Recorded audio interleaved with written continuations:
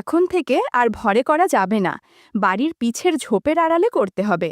রাত হলেই তোরা চলে আসবি। আর হ্যাঁ, সাথে একটা মাদুর আনিস, আসলে সুবিধা হবে। সেদিন ঝোপের আড়ালে যা হলো তা কোনোদিন ভুলা যাবে না। মায়ের সাথে মামার বাড়ি যেতে অন্য দিনের মতো বেরোলো বিল্টু। মামার বাড়ির নাম শুনলেই বিল্টুর মন কেমন যেন করতে শুরু করে। এরকম আগে ছিল না, কিন্তু দিদা শয্যাশায়ী হওয়ার পর থেকে একটা মেয়ে দিদার দেখাশোনা করতে এসেছে। তার নাম ডলি। দেখতেও মোটামুটি, কিন্তু চাল চলন অসাধারণ। গায়ের চাপা রং হলের বিশেষ কিছু আছে মেয়েটার মধ্যে। মামার বাড়ি যেতে 3টে টোটো বদলাতে হয়, সাথে 2টো ট্রেন। আজকে তার ওপর মাসি আসবে, সাথে বাবানও। সকালে বেরিয়ে বাড়ি ঢুকতে ঢুকতে প্রায় দুপুর হয়ে গেল। গিয়ে দিদাকে প্রণাম করতেই পাশে দেখল বসে আছে ডলি। ডলি ওই কয়েকদিন বিল্টুকে দেখে আর চোখে। দুপুরের খাওয়া শেষে ওপরে বসে আছি আর নিচে মায়েরা। বাবান পাশে ঘুমাচ্ছে। বিল্টু বসে আছে ফোনটা নিয়ে বারান্দায়। হঠাৎ নিচে গলার আওয়াজ পেয়ে বিল্টু বারান্দা দিয়ে নিচে ঝুঁকে দেখল সবাই চেঁচামেচি করছে। বিল্টু নিচে গিয়ে দেখল দিদা খাট থেকে নামতে গিয়ে পড়ে গেছেন। মা আর মাসি তখনই দিদাকে নিয়ে চলে গেলেন হাসপাতালে। বাড়িতে বিল্টু আর ডলি একা রইল। ওপরে বাবান ঘুমাচ্ছে। ডলি সব সেরে স্নান করতে গেল। আর বিল্টু ওপরে ডলিকে বলল, আমি ওপরে যাচ্ছি, কিন্তু মাঝ সিঁড়ি অবধি উঠে আবার নেমে এলো। বাড়ির পিছন দিকে পাত কুয়ার পাড়ে ডলি বসে স্নান করছিল। বিল্টু তার থেকে কিছুটা দূরে দাঁড়িয়ে আছে। মাঝে মধ্যে অস্বস্তিতে পড়তে হচ্ছিল ওকে। কিছুক্ষণ পর আস্তে আস্তে ডলির দিকে এগিয়ে ডলির পাশে দাঁড়াল। ডলি চমকে উঠে বিল্টুর দিকে দেখল। এমন অবস্থায় ডলি কি করবে বুঝে উঠতে না পেরে নিজেকে গুছিয়ে নিল আর বলল, দাদাবাবু, আপনি এখানে কি করছেন? বিল্টু বলল, বেশি চেয়ামেচি করিস না বুঝলি, এখানে এসে চুপচাপ বসে পড়। বিল্টুর কথা শুনে ডলি এসে বসল। বিল্টু বলল, আমি যা বলবো তুই তাই করবি। কোনো উপায় না পেয়ে ডলি বিল্টুর কথা মেনে নিল। বন্ধুরা, ইউটিউবের কড়া নিয়মের কারণে এসব ঘটনা সরাসরি বলা যাচ্ছে না। তোমরা কমেন্টে দেয়া লিঙ্ক থেকে আমার ওয়েবসাইট ভিজিট করো। সেখানে একদম মনের মতো গল্প দেয়া আছে, যেগুলো ইউটিউবে পাওয়া যায় না। বেশ কিছুক্ষণ গল্প করে বিল্টু ক্লান্ত হয়ে পড়ল। বিল্টু ডলিকে বলল, কাউকে বলবি না, আজ থেকে যখন মনে হবে তখন গল্প করতে আসব। কি মনে থাকবে তো? ডলি বেশ মাথা নেড়ে বলল, হ্যাঁ বিল্টু বাবু। তারপর বিল্টু ওপরে উঠে এলো। ফোনের ভিডিওটা কেমন হয়েছে দেখতে যেতেই মা ফোন করল। মা বলল, শোন বাবা, তোর দিদাকে হসপিটালে ভর্তি করা হয়েছে, তো আমি আর তোর মাসি আজ রাতটা এখানেই থাকব। তুই বাবানকে একটু সামলে রাখিস আর ডলিকে বলিস রান্না করে দেবে। কথাগুলো শুনে বিল্টুর মন আনন্দে ভরে উঠল। আচ্ছা মা, তোমরা সাবধানে থেকো, বলে ফোনটা কেটে দিল। একটু শুয়ে থেকে দুপুরের কথাটা মনে পড়তে শুরু করল। বাবানের দিকে তাকিয়ে দেখল সে এখনও ঘুমাচ্ছে। সে আস্তে আস্তে নিচে নেমে এলো। নিচে ঠাকুমার ঘরের পাশেই একটা চৌকিতে শুয়ে থাকে ডলি। বাবান ডলির বিছানার পাশে এসে দাঁড়াল। ডলি তখন একখানা ম্যাক্সি পরে ঘুমাচ্ছিল। ওকে দেখে বিল্টুর মনে অদ্ভুত টান লাগলো, নিজেকে সামলাতে কষ্ট হচ্ছিল। বন্ধুরা, ইউটিউবের কড়া নিয়মের কারণে এসব ঘটনা সরাসরি বলা যাচ্ছে না। তোমরা কমেন্টে দেয়া লিঙ্ক থেকে আমার ওয়েবসাইট ভিজিট করো। সেখানে একদম মনের মতো গল্প দেয়া আছে, যেগুলো ইউটিউবে পাওয়া যায় না। ঘণ্টাখানেক পর বিল্টু আবার ওপরে গিয়ে দেখল বাবান তখনও ঘুমাচ্ছে। অবশ্য ডলি সেরকম আওয়াজ করতে গিয়েও করেনি। বিল্টু এবার ভাইয়ের পাশে শুয়ে পড়ল। বিকেলের ঘটনার পর বিল্টু কখন ঘুমিয়ে পড়েছে বুঝতেই পারেনি। উঠে দেখে সন্ধ্যা হয়ে গেছে। পাশে বাবান শুয়েছিল, কিন্তু এখন আর নেই। জামাটা গলিয়ে নিচে নেমে বিল্টু দেখল বাবান বাইরের চৌকিতে বসে আছে। বাবানকে দেখে বিল্টু জিজ্ঞেস করল, কিরে, এখানে বসে কি করছিস? ভিতরে চল। বাবান বলল, না গো, মা তো নিচের ফোনে ফোন করে বলল যে নিমাইদা আসবে ও বাড়ি থেকে নিয়ে যেতে। নিমাইদা বাবানদের বাড়ি কাজ করে। বিল্টু সেটা জানত, তাই বাবান চলে যাবে শুনে তার খুশি যেন মনে ধরল না। খুশি আটকে রেখে বলল, আচ্ছা, এসব আবার কখন হলো? বাবান গেটের দিকে তাকিয়ে থেকে বলল, একটু আগেই তো। তার কিছুক্ষণ পরেই নিমাইদা এসে বাবানকে নিয়ে গেল। বাবানের মনটা খারাপ দিদাকে এরকমভাবে নিয়ে যেতে দেখে। বিল্টুর অবশ্য সেসবের দিকে কোনো খেয়াল নেই। ওর চিন্তা শুরু ডলিকে নিয়ে। বাবান চলে যেতেই সে ভালো করে সদরের দরজাটা আটকিয়ে এলো। তারপর রান্নাঘরে উঁকি দিতেই দেখল ডলি দাঁড়িয়ে রান্না করছে। তার দিকে পিছন ফিরে থাকায় ডলি দেখতে পেল না বিল্টু কখন তার পিছনে এসে দাঁড়িয়েছে। বিল্টুর উপস্থিতি বুঝতে পেরে ডলি একটু চমকে উঠল। তারপর আস্তে আস্তে বলে উঠল, বাইরে ছোড়দাবাবু আছে, দেখলে সমস্যা হয়ে যাবে। বিল্টু বলল, কেউ নেই গো, আজকে শুধু তুমি আর আমি। আজ আমি তোকে রান্না করতে সাহায্য করব। তুই একা সংসারের কাজ সামলাতে গিয়ে হিমশিম হয়ে পড়িস। কথাগুলো বলে বিল্টু ব্যাগ থেকে জাম্বুরা বের করল। বন্ধুরা বুঝে তো কি বলতে চাচ্ছি? বিল্টু বলল, আমি লাউ দুটো রান্না করছি, তুই খুন্তি নিয়ে একটু ডাল ঘুঁটে দে। ডলি বলল, সাবধানে করবেন বিল্টুবাবু, কেউ যদি জানতে পারে তাহলে সমস্যায় পড়ে যাব। ঘণ্টাখানেক রান্না করতে করতে কখন যে সন্ধ্যা হয়ে গেছে বোঝাই গেল না। শেষমেশ মাংস কষিয়ে আজকের মতো রান্না শেষ করল। কনেক ক্লান্ত থাকায় ডলি ঘুমিয়ে পড়ল। এদিকে বিল্টু জেগেছিল, তাই জানলার বাইরের খচমচ আওয়াজটা হঠাৎ কানে যেতেই উঠে বসল বিল্টু। পাশের টেবিল থেকে টর্চটা নিয়ে ওপরের বারান্দায় যেতেই দেখল পাশের গলিতে কারা যেন কি করছে। একটা মেয়ে আর একটা বয়স্ক লোকের কথা কানে আসছিল। বিল্টু সেদিকে টর্চ মারতেই অবাক হয়ে গেল। এই কি দেখছে সে? পাশের বাড়ির কেয়া বৌদি ওপাড়ার বিশু কাকু কি যেন করছে। টর্চের আলো পড়তেই দুজনে তড়িঘড়ি করে পালিয়ে গেল। পরদিন সকালে বিল্টুর ঘুম ভাঙল অন্য দিনের চেয়ে তাড়াতাড়ি। ঘুম থেকে উঠে বসে পাশে দেখল ডলি পাশে শুয়ে আছে। বল্টু উঠে ডলিকে ডেকে উঠালো আর নিজে ফ্রশ হতে চলে গেল। কিছুক্ষণ বাদে বিল্টুর মা এলেন। ততক্ষণে বিল্টু আবার ভালো ছেলে হয়ে গেছে। মায়ের কাছ থেকে দিদার খোঁজ খবর জানল। মা বলল, এখন কয়েকদিন বিল্টুকে এখানেই থাকতে হবে, আর তিনি রাতে দিদার কাছে থাকবেন। বিল্টু মুখে কিছু বলল না, কিন্তু মনে মনে অনেক খুশি ছিল। ডলি আজকে সামান্য খুঁড়িয়ে হাঁটছিল দেখে বিল্টুর মা প্রশ্ন করলেন, কি হয়েছে? তাইতে সে বলল যে কাল উঠোনে পড়ে গেছে।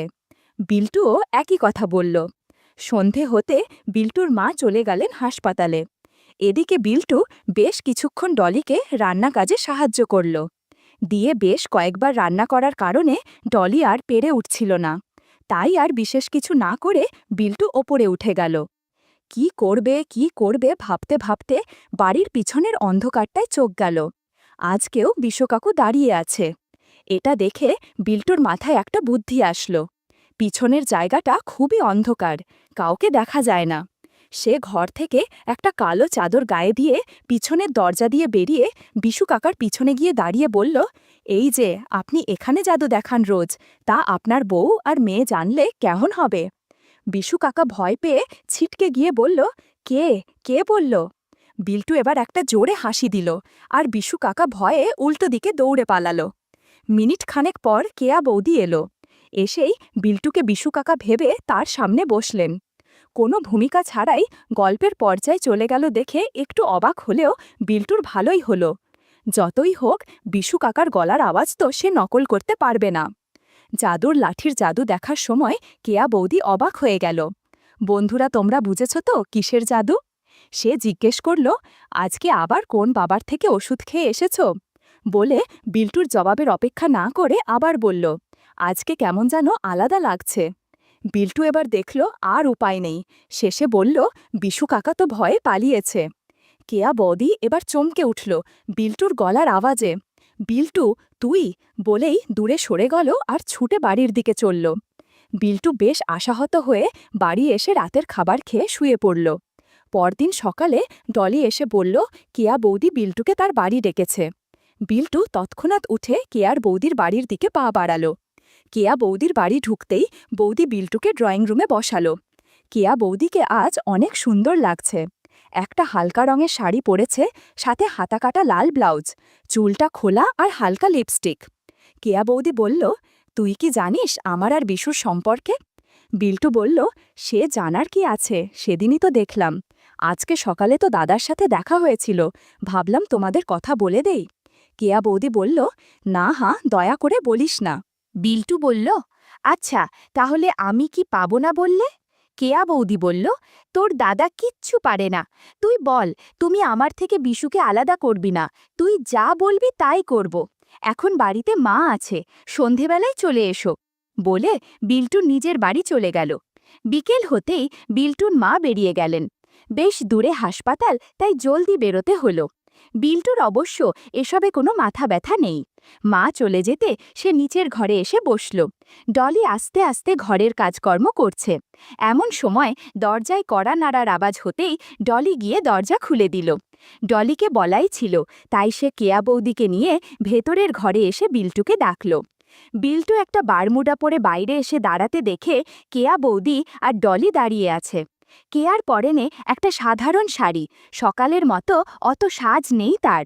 বিল্টু তাকে নিয়ে ঘরে এসে ডলিকে চোখের ইশারা করতেই সে চলে গেল। এদিকে ঘরের দরজাটা আটকিয়ে কেয়া বৌদির সাথে গল্প করতে শুরু করল। কিছুক্ষণ গল্প করতে এমন সময় পেছনের দরজাটা খুলে গেল।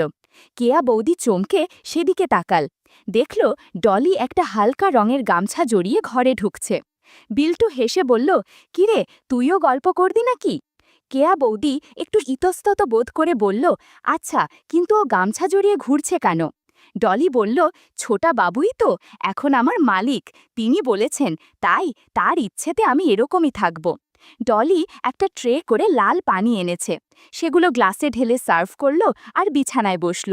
বিল্টু বলল, যাক, ভালোই হলো, এখন গল্প করা যাবে। বন্ধুরা, তোমরা বুঝছো তো কোন গল্প?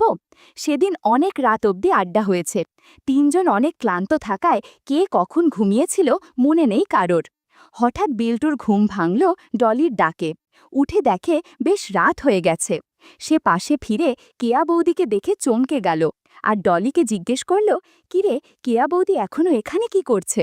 ডলি বলল, ডেকেছিলাম দাদাবাবু। ও বলল, আজকে নাকি ওর বর আসবে না, তাই আজকে এখানেই থাকবে। বিল্টু বলল, ঠিক আছে, তুই যা, আমার জন্য এক কাপ চা বানা কড়া করে। ডলি বাইরে যেতেই ঘরের ভেতরে একটা অদ্ভুত নীরবতা নেমে এলো। কেয়া বৌদি আস্তে আস্তে পাশ ফিরে শুয়েছিল। চোখ বুঝে থাকলেও বোঝে যাচ্ছিল সে ঘুমোচ্ছে না। ওর সিঁথির সিঁদুর যেন ঝাঁকসা হয়ে গেছে, চুলগুলো খোলা হয়ে পড়েছে। এত কাছ থেকে ওকে দেখার সুযোগ আগে কখনো হয়নি বিল্টুর। কেমন যেন অদ্ভুত অনুভূতি হচ্ছিল। ঠিক তখনই ডলি ফিরে এলো, হাতে ধোঁয়া ওঠা চায়ের কাপ নিয়ে। ওর গামছার ভেজা প্রান্তটা হাঁটুতে ঠেকতে থাকায় একটা অদ্ভুত দৃশ্য তৈরি হচ্ছিল। ডলি কাপটা বিল্টুর হাতে দিয়ে বলল, চা খেয়ে নাও দাদাবাবু, অনেক রাত হলো। বিল্টু এক চুমুক দিতেই চোখ কেয়া বৌদির দিকে চলে গেল। কেয়া এবার চোখ মেরে তাকালো বিল্টুর দিকে। ওর চোখে যেন এক অদ্ভুত মায়া আর অস্বস্তির মিশ্রণ। ডলি হঠাৎই আবার মজা করে বলে উঠল, আজকে তো বৌদি এখানেই থাকছে, তাহলে গল্প তো আরও জমবে।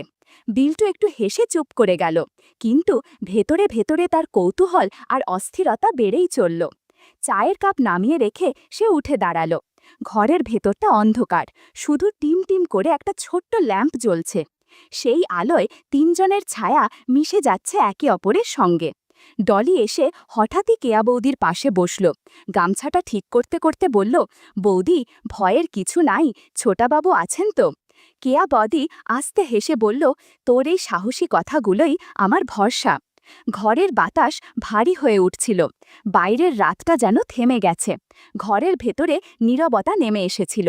বিল্টুর মনে হচ্ছিল এই মুহূর্তটা চিরদিন মনে থাকবে। ডলির দুষ্টু হাসি, কেয়া বৌদির মায়াবী দৃষ্টি আর তার নিজের অদ্ভুত অস্থিরতা একসাথে মিশে যেন এক নতুন গল্প শুরু করেছে। এভাবেই কখন রাত পেরিয়ে গেল বোঝা গেল না। ভোরের আলো ফোটার আগেই কেয়া বৌদি উঠে পড়ল। ও আস্তে শাড়ি ঠিক করল, কিন্তু মুখে এক অজানা আলোর ঝিলিক। যাওয়ার সময় বিল্টুর দিকে একবার তাকিয়ে রইল। সেই দৃষ্টিকে যেন অজানা প্রতিশ্রুতি লুকিয়েছিল। ডলি দরজা পর্যন্ত এগিয়ে দিয়ে আবার ভেতরে ফিরে এসে হাসতে হাসতে বলল, দাদাবাবু, এখন থেকে তো আসা যাওয়া বাড়বে। বিল্টু চুপ করে বসে রইল। চায়ের শেষ ফোঁটা চুমুক দিয়ে গলা ভিজাল, কিন্তু মনে হচ্ছিল তার ভেতরে কেমন এক ঝড় শুরু হয়ে গেছে। সকালে হঠাৎই দরজায় কড়া পড়ল। ডলি ছুটে গিয়ে দরজা খুলতেই দেখা গেল একটা ট্যাক্সি এসে দাঁড়িয়েছে। ভেতর থেকে নামলেন একজন মহিলা। গায়ে সাদামাটা প্রিন্টের শাড়ি, হাতে বড় ব্যাগ, চোখে টানা টানা ক্লান্তি। ডলি চিনতে একটু সময় নিল, তারপর বলল, অরে, জবা দিদি। জবা দিদি হলেন বিল্টুর দূর সম্পর্কের খালাপিসির আত্মীয়া। মাঝে মাঝেই বাড়িতে আসতেন, তবে এতদিন পর হঠাৎ করে আসবেন সেটা কেউ ভাবেনি।